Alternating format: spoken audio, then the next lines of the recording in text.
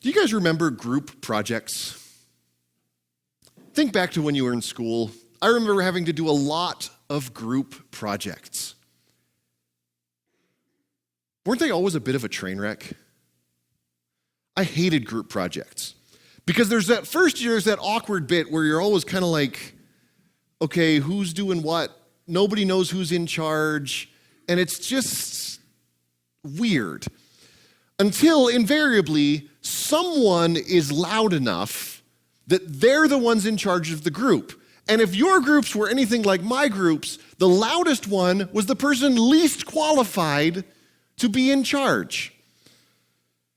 Because what ends up happening is Sally ends up doing research on the eating habits of the rhinoceros, but she's terrible at research. What Sally's good at is writing. Unfortunately, that job went to Jenny, who is great at the research bit, but terrible at the writing part. And all of a sudden, Lindsay finally breaks down from the stress, tells everyone to stop doing whatever they're doing, and finishes the entire project themselves because Doug, who happened to be the loudest one in the group, never actually wanted to do any work in the first place.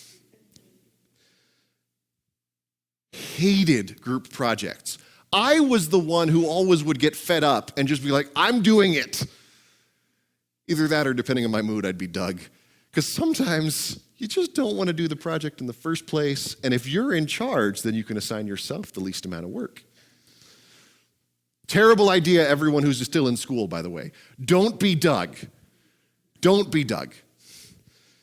I really hope no one here is named Doug. I'd be really in trouble. So now you might be thinking, what do group projects have to do with today's gospel? Well, it's because I'm a pastor and everything is a sermon illustration.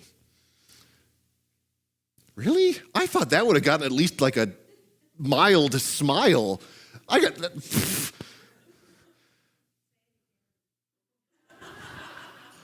Maybe if I go real slow. What does this have to do with the gospel lesson? It's because I'm a pastor and everything is a sermon illustration. Well, that went a little better. I'm still embarrassed to have said it.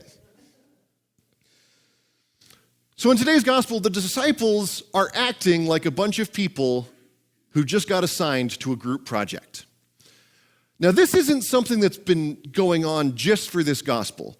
This is something that started several lessons back when Peter, who is the Doug of the disciples, stood up and told Jesus that Jesus is the Messiah.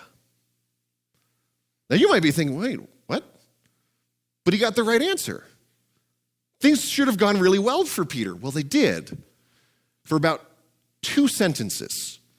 Because while Peter did say, Jesus, you are the Messiah, and had his stock with the disciples shoot up like this, as soon as Jesus started to explain what being the Messiah actually meant, that he was going to go and suffer and die and then after 3 days rise again, what did Peter do? He took Jesus aside and said, no, Jesus, you can't do that. I'm not going to let it happen. And at that point, anytime you get told off by the boss, your stock tends to go. So Peter, who in the span of like 6 sentences went from being the greatest disciple to the bottom rung of the disciples for having just been told off by the boss, the other disciples started to have thoughts. It's like, oh, well, Peter was always kind of the one in charge of us. He just got yelled at, so, A little while later, Jesus and Peter, James, and John end up going up on the mountainside. They witness the transfiguration, and everything's great for them. The other 9 disciples aren't doing nothing while Jesus, Peter, James, and John are up on the mountain. The other 9 are trying to cast out a demon from a little boy, and they're failing miserably. And Jesus comes down from the mountain, immediately casts out this demon from the little boy, and he more or less tells the disciples, y'all just didn't do good enough. So there go the other 9. Now the other 9 are in the same boat as Peter. So you've got 10 disciples who have just been told off by the boss, and 2 disciples that haven't gotten in trouble yet. So as they're walking around the road one day, Jesus overhears the disciples talking on the road. And he asks them, hey, what were you guys talking about? Now, Mark's gospel tells us that the disciples didn't want to say what they were talking about because they were arguing about which one of them was the greatest. This is when Jesus grabs a little kid and says, if you want to be the greatest, you need to take care of the least. The first shall be last, the last shall be first, and so on and so forth. Now that settled the matter for a little bit until today.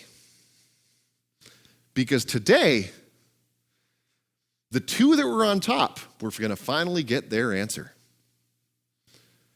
So they come up to Jesus. And they say, Jesus, James, my brother John's over here. You going to do us a favor? Now, Jesus, being very smart, whenever someone asks, would you do me a favor?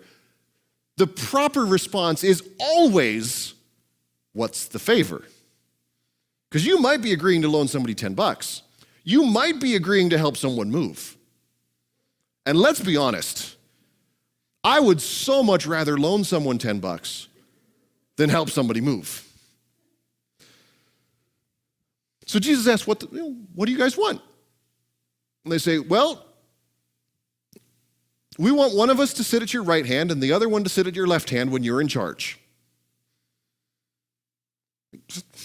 Talk about a gutsy question. Now, for one, this is going to settle the question of who is the greatest.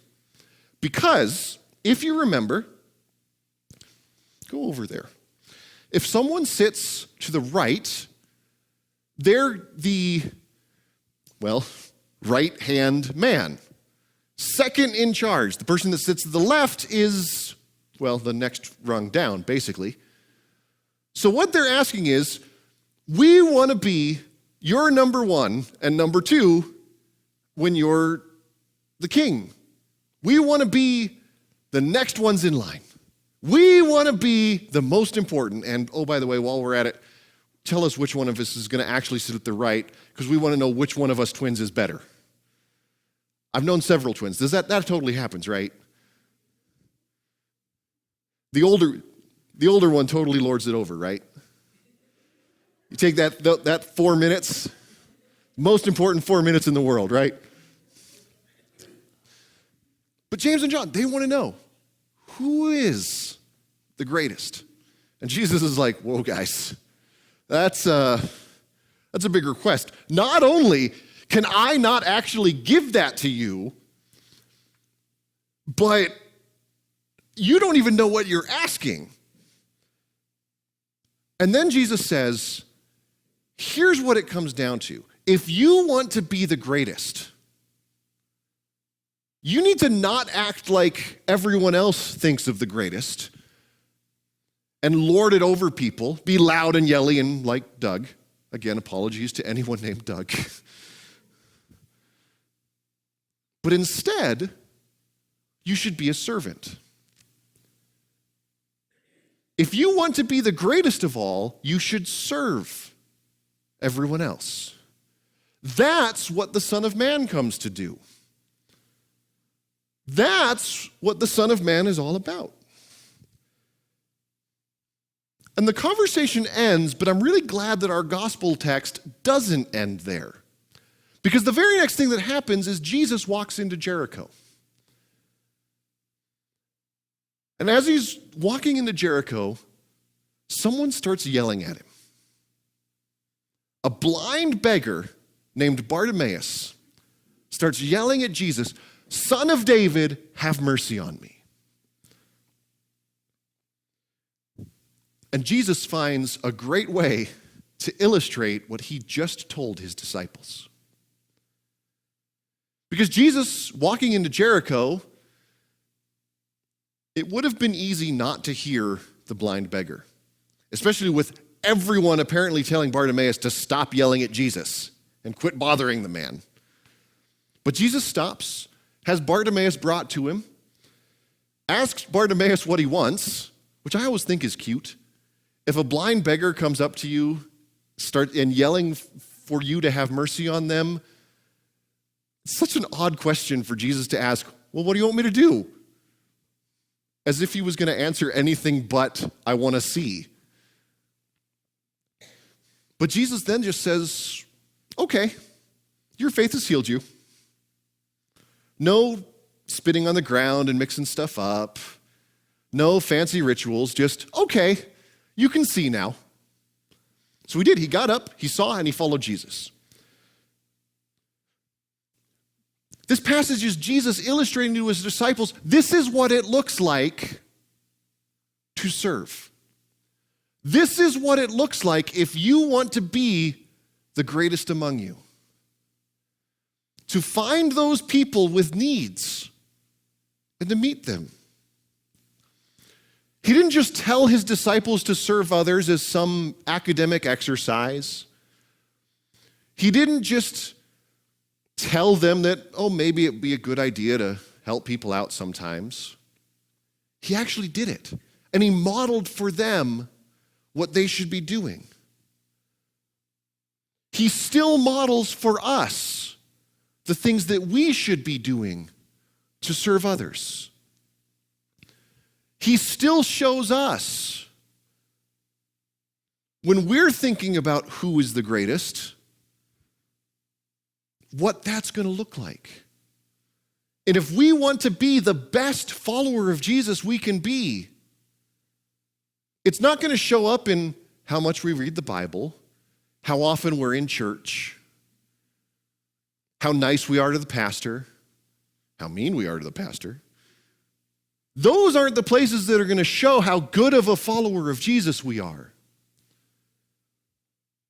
It's in the works of service that we do. The things that we do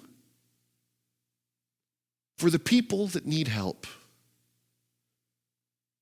That is our call as followers of Jesus, to do like he did